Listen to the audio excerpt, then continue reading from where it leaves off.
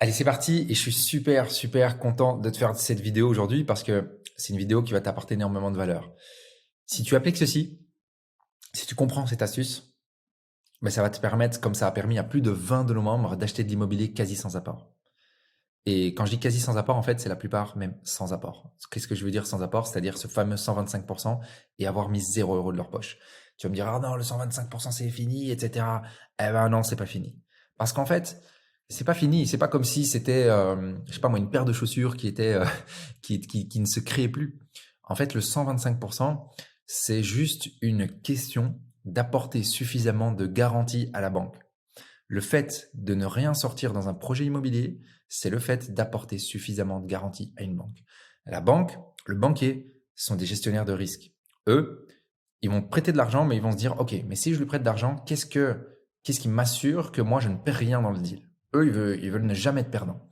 Et du coup, il faut leur apporter des choses pour qu'ils ne soient pas perdants. Nous, derrière, comme on fait de l'investissement et qu'on sait comment bien le faire, évidemment, on paye nos crédits, enfin, les locataires payent nos crédits et tout se passe bien. Et cette astuce, honnêtement, est hyper puissante. Et c'est pour ça que je fais cette vidéo aujourd'hui. Et j'aimerais vraiment, si tu as encore des questions là-dessus, que tu n'hésites pas à m'envoyer un message juste après que tu l'aies visionné. Parce que si tu appliques ça, je t'assure que tu vas vraiment avancer dans tes projets. Alors, la première chose, et ça c'est une chose que nos membres, ils ne, ils ne connaissent pas forcément. Et c'est étonnamment.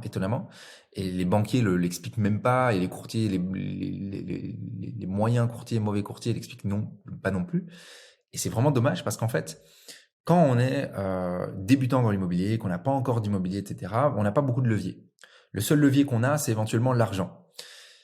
Mais il existe un mécanisme qui s'appelle les affectations hypothécaires, qui permet en fait d'affecter un bien, de prendre une hypothèque sur un bien d'un proche pour notre projet. Donc, je vais donner l'exemple de Nathalie. Nathalie qui est rentrée dans notre programme d'accompagnement il y a quelques semaines. Nathalie, elle avait une situation, elle avait 12 000 € d'épargne et elle était, voilà, c'était le premier bien immobilier qu'elle voulait faire, elle voulait bien le faire, elle veut se lancer dans l'immobilier, donc elle a décidé d'investir dans notre programme d'accompagnement. Et donc, moi, quand j'ai sélectionné entre guillemets son profil, si je peux dire, je lui avais posé quelques questions et j'avais vu directement qu'il y avait une possibilité. Et qu'est-ce qu'on a fait avec Nathalie? En fait, avec Nat, je lui ai expliqué le mécanisme de l'affectation. Je vais te l'expliquer tout de suite. Et Nat, grâce à cela, ben là actuellement, elle a fait une offre sur un bâtiment qui a été acceptée, donc tout est en route. Elle est en train de finaliser le crédit et elle devrait du coup acheter son premier bien immobilier sans sortir d'argent. Qu'est-ce qu'on a fait avec Nat? C'est que je lui ai expliqué que l'affectation hypothécaire, c'est le fait donc de prendre une hypothèque sur le bien d'autrui. Il se trouvait que dans sa famille, Nat avait plusieurs personnes qui étaient propriétaires.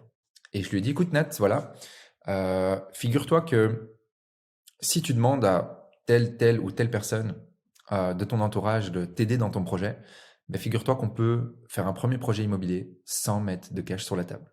Si évidemment les garanties hypothécaires sont suffisamment disponibles.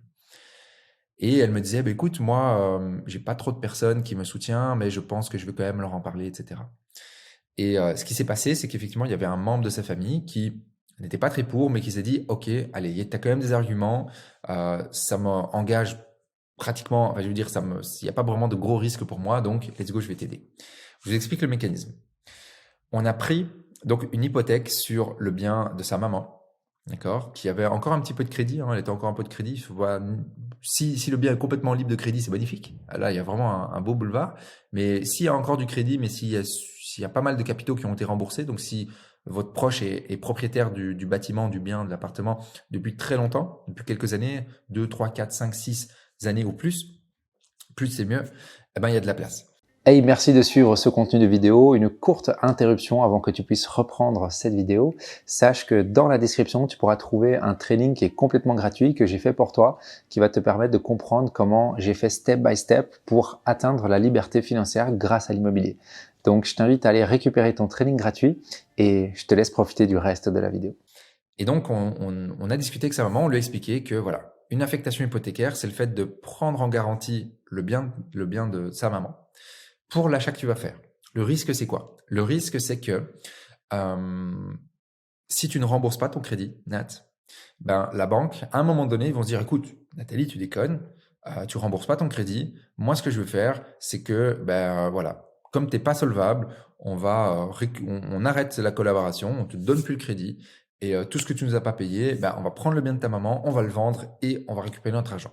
Donc ça, voilà, c'est la banque, elle est méchante. C'est comme ça que ça se passe dans le worst case.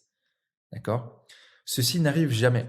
Parce que quand on délivre les informations qu'on délivre à nos membres, ben en fait, c'est impossible. Parce que quand on achète un bien sur lequel on a un crédit de 600 € mensuel et qu'on fait par exemple une colocation dans laquelle on a 3 chambres, on a un backup qui est incroyable. C'est très, très rare. Enfin, on n'a jamais vu ça. En tout cas, moi, j'ai jamais vu ça en 10 années d'immobilier, qu'un bien d'investissement ne peut pas se rembourser au niveau du crédit.